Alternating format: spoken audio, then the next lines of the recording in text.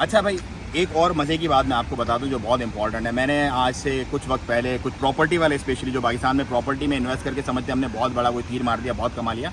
आपको मैं हालात बताता हूँ। देखो, मैंने एक लेट से बहरिया का एक प्लॉट है, या बहरिया का आप इकबाल विला ले लेते हैं हम लोग, एक मिसाल के तौर पर हम ले लेते हैं, जो कि इस वक्त 1.5 से 2 करोड़ रुपए पे आ गया है दोबारा। 1.5 करोड़ रुपए लेट से लेके पकड़ के चलो। उसका रेंट कितना मिलता है? 40 से 50 हज़ार रुपये टोटल। अब मैं आपको बताता हूँ कि हाउ मनी वर्क्स हियर। भाईजान, 1.5 करोड़ रुपए की इन्वेस्टमेंट पे 40 से 50 हज़ार रुपये आप कमा रहे हो पाकिस्तान के अंदर, ठीक है। अब बहुत सारे लोग बोलेंगे अप्रिशिएट हो गया। अप्रिशिएट नहीं, डेप्रिशिएट हो गया वहाँ पे भाई, डेप्रिशिएट हो गया। यहाँ पर आपने, यहाँ पर मेरी गाड़ी है लेट से, मैंने ली कितने की गाड़ी?